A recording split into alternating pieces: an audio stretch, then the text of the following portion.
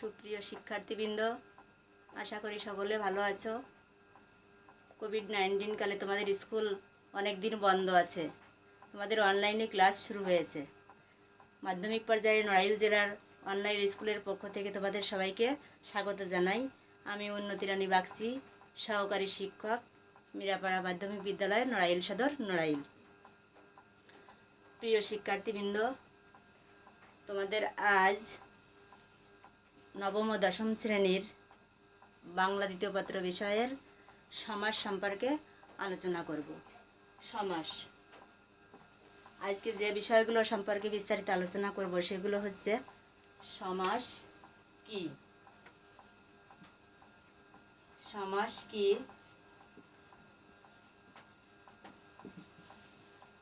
দ্বিতীয় সমাস এর সংজ্ঞা,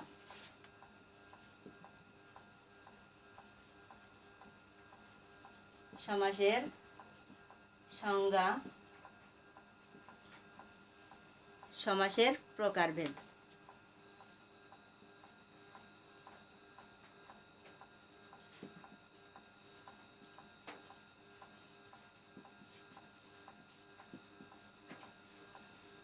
প্রিয় শিক্ষার্থীবৃন্দ, তোমরা সবাই খাতা কলম নিয়ে বসে পড়ো। তোমাদেরকে আজ সমাস সম্পর্কে বিস্তারিত ধারণা দিব। সমাস কি?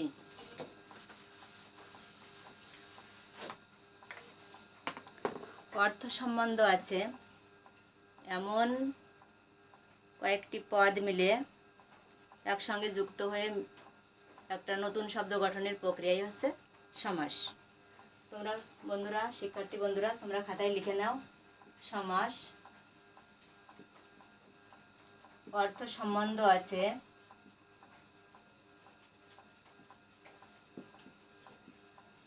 সম্বন্ধ আছে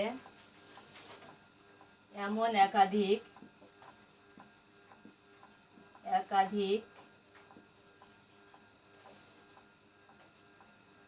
শব্দের একত্রে মিলনের প্রক্রিয়ায় নতুন শব্দ গঠনের প্রক্রিয়ায় নতুন শব্দ গঠনের প্রক্রিয়ায় হলো সমাস। শিক্ষার্থী বন্ধুরা, তোমরা লিখে নাও। অর্থ সম্বন্ধ আছে এমন একাধিক শব্দের একত্রে মিলনের প্রক্রিয়ায় নতুন শব্দ গঠনের প্রক্রিয়াই হলো সমাস। অর্থ সম্বন্ধ আছে এমন একাধিক শব্দের একত্রে মিলনের প্রক্রিয়ায় নতুন শব্দ গঠনের প্রক্রিয়াই হলো সমাস। সমাস অর্থ হচ্ছে মিলন। সমাস অর্থ একাধিক পদের একপদীকরণ। সমাস অর্থ নতুন শব্দ গঠন করা। তাহলে বন্ধুরা লেখো, সমাস অর্থ সংক্ষেপ। সমাস অর্থ সংক্ষেপ। সমাস অর্থ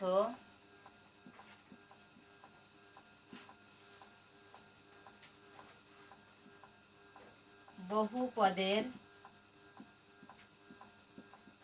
একপদীকরণ।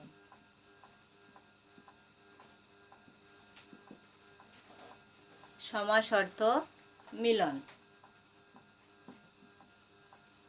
সমাস অর্থ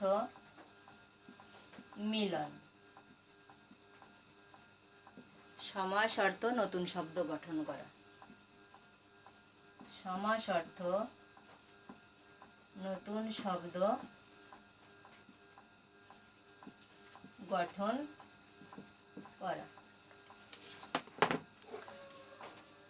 শিক্ষার্থী বন্ধুরা দেখো, সমাস অর্থ সংক্ষেপ, সমাস অর্থ বহু পদের একপদীকরণ, সমাস অর্থ মিলন, সমাস অর্থ নতুন শব্দ গঠন করা। তাহলে শিক্ষার্থী বন্ধুরা, তোমরা খাতায় লিখছো? হ্যাঁ, ঠিক আছে।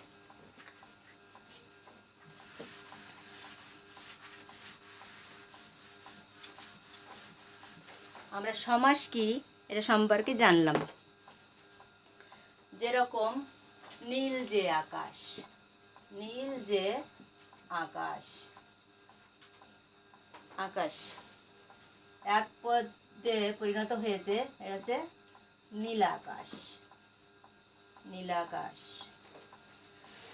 তাহলে বন্ধুরা দেখো, নীল যে আকাশ একত্রে, কয়েকটি শব্দ একত্রে মিলে হয়েছে নীল আকাশ। নীল যে আকাশ এক পদে হয়ে পরিণত হয়েছে, এটা হচ্ছে নীল আকাশ। এই নীল আকাশ হচ্ছে, নীল আকাশ হচ্ছে সমস্ত পদ, সমস্ত পদ। নীল যে আকাশ, নীল আকাশ, নীল আকাশ হচ্ছে সমস্ত পদ অথবা সমাসবদ্ধ পদ। সমস্ত পদ, সমস্ত পদ বা সমাসবদ্ধ পদ। যে প্রক্রিয়ায় সমাস নিষ্পন্ন হয়, নিষ্পন্ন পদটি হলো সমস্ত পদ। সমাস নিষ্পন্ন পদটি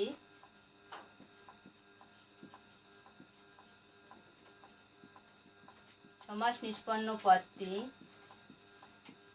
হলো সমস্ত পদ। তাহলে বন্ধুরা দেখো, নীল যে আকাশ কয়েকটি পদ, একাধিক পদ একত্রে মিলিত হয়ে নীল আকাশ হয়েছে। এই নীল আকাশের সমস্ত পদ। তাহলে সমাস নিষ্পন্ন, সমাস নিষ্পন্ন হয়েছে যে পদটি, সেই পদটির নাম হচ্ছে সমস্ত পদ বা সমাসবদ্ধ পদ বা সমাসবদ্ধ পদ। তাহলে আমরা পেয়েছি সমস্ত পদ, সমাস নিষ্পন্ন পদটি সমস্ত পদ বা সমাসবদ্ধ পদ। আবার আমরা পেয়েছি নীল যে আকাশ কয়েকটি পদ, নীল একটা পদ, যে একটা পদ, আকাশ একটি পদ, কয়েকটি পদ একত্রে মিলিত হয়ে নীল আকাশ হয়েছে। নীল যে আকাশ, নীল একটা পদ, যে পদে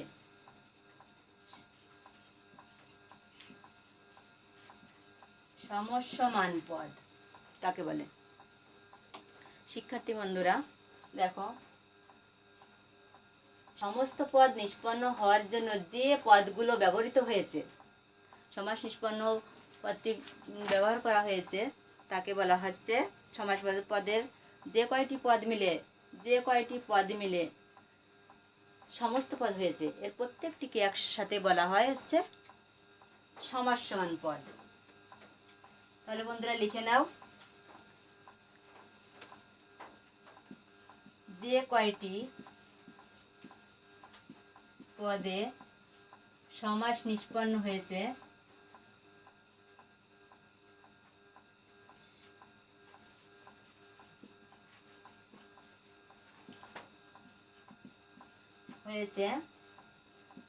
তার প্রত্যেকটি পদকে এক একটি সমস্যমান পদ বলা হয়।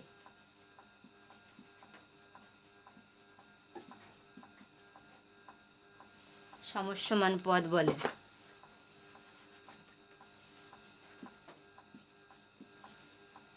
যে কয়টি পদ মিলে সমাস নিষ্পন্ন হয়েছে তার প্রত্যেকটি পদকে এক একটি সমস্যমান পদ বলা হয়। যেমন বিলাত ফেরত, বিলাত হতে ফেরত, বিলাত ফেরত। তাহলে শিক্ষার্থী, বিলাত হতে ফেরত, বিলাত একটি পদ, ফেরত একটি পদ, হতে একটি পদ। বিলাত একটি পদ, হতে একটি পদ, ফেরত একটি পদ। প্রত্যেকটি পদ সমস্যা সৃষ্টি করেছে। বিলাত একসঙ্গে সমস্ত পদ হয়েছে বিলাত ফেরত। বিলাত হতে ফেরত প্রত্যেকটি পদকে এক একটি সমস্যমান পদ বলা হয়ে থাকে। আবার আমরা পেয়েছি বিগ্রহ বাক্য বা ব্যাস বাক্য।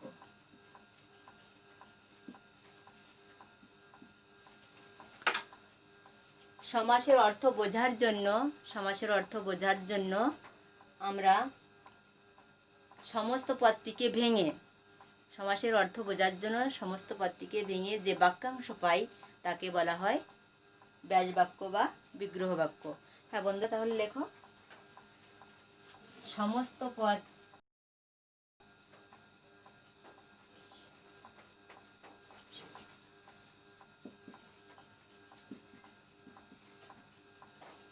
অর্থ বোঝার জন্য, সমাসের অর্থ বোঝার জন্য সমস্ত পদটিকে ভেঙে যে বাক্যাংশ পাই তাকে বলা হয় ব্যাস বাক্য বা বিগ্রহ বাক্য। হ্যাঁ বন্ধুরা দেখো, ব্যাস বাক্য বা বিগ্রহ বাক্য সমাসের অর্থ বোঝার জন্য সমস্ত পদটিকে ভেঙে যে বাক্যাংশ পাই তাকে বলা হয় ব্যাস বাক্য বা বিগ্রহ বাক্য। যেমন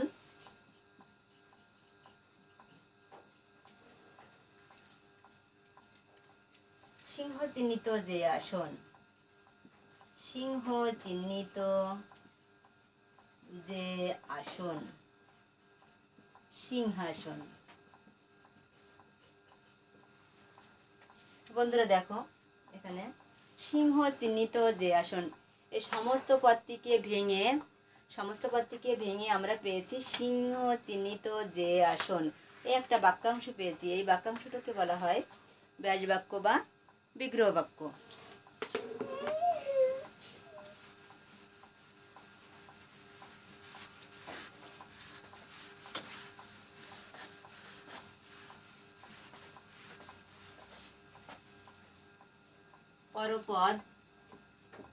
পরপদ ও পূর্বপদ।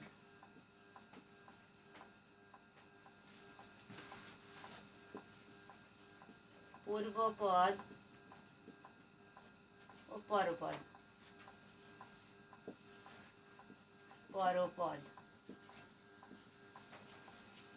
শিক্ষার্থী বন্ধুরা দেখো, পূর্বপদ ও পরপদ কাকে বলে? সমাসযুক্ত পদের প্রথম অংশকে বলা হয় পূর্বপদ এবং পরবর্তী অংশকে বলা হয়েছে পরপদ বা উত্তরপদ। সমাসযুক্ত পদের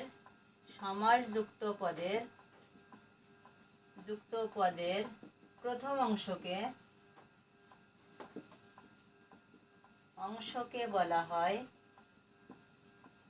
হয় পূর্বপদ ও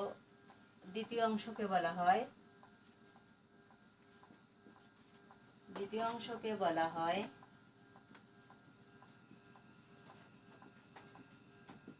পরপদ বা উত্তরপদ।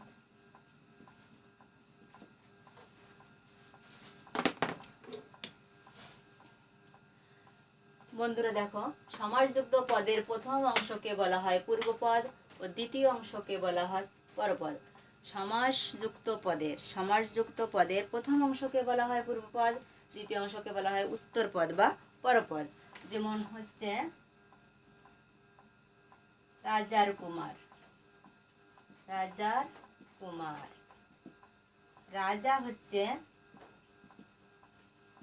রাজা হচ্ছে পূর্বপদ, কুমার হচ্ছে পরপদ। দেখো তোমরা, সমাসযুক্ত পদের প্রথম অংশকে বলা হয় পূর্বপদ ও দ্বিতীয় অংশকে বলা হয় পরপদ। রাজা আর কুমার, রাজা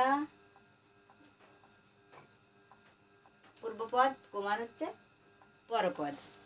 হ্যাঁ শিক্ষার্থী বন্ধুরা, তোমরা খাতায় লিখে নাও।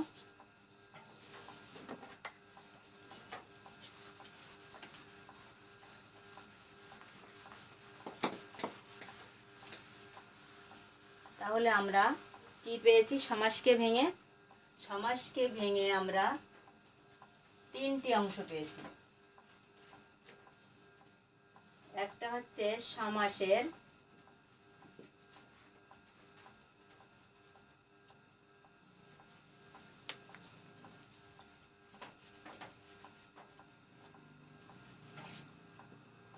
পারিভাষিক শব্দ, দ্বিতীয়টা পেয়েছি প্রধান সমাস, তৃতীয়টা পেয়েছি অপ্রধান সমাস,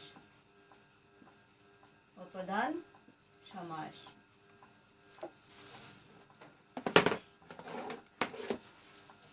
দেখো সমাসের পারিভাষিক শব্দ, প্রধান অপ্রধান সমাস।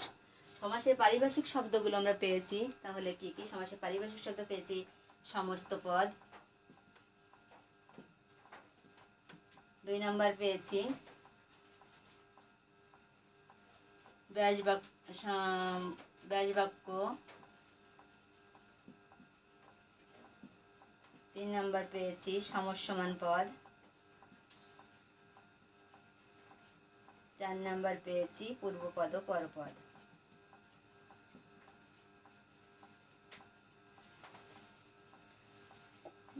শিক্ষার্থী বন্ধুরা, সমাসের পারিভাষিক শব্দ পেয়েছি। সমাসকে ভেঙে আমরা 3টে অংশ পেয়েছি। সমাসের পারিভাষিক শব্দ, প্রধান সমাস, অপ্রধান সমাস। সমাসের পারিভাষিক শব্দ হচ্ছে সমস্ত পদ, ব্যাস বাক্য, সমাস সমান পদ, পূর্বপদ, পরপদ। প্রধান সমাস কয় প্রকার? প্রধান সমাস হচ্ছে 6 প্রকার। 6 প্রকার কি কি? দ্বন্দ্ব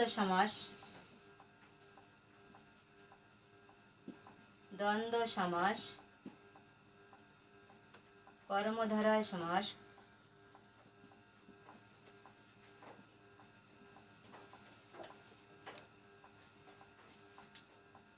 তৎপুরুষ সমাস,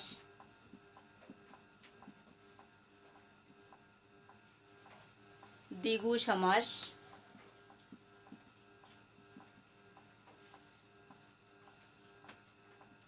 অব্যয়ীভাব সমাস,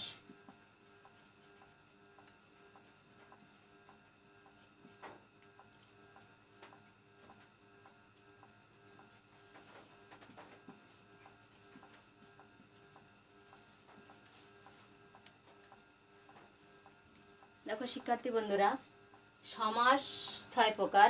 দ্বন্দ্ব সমাস, কর্মধারয় সমাস, তৎপুরুষ সমাস, দ্বিগু সমাস, অব্যয়ীভাব সমাস, বহুব্রীহি সমাস।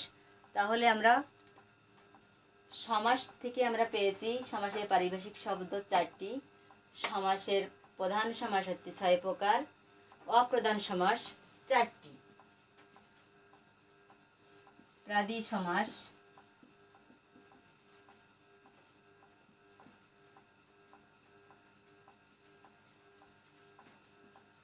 লোপ সমাস, উপপদ সমাস,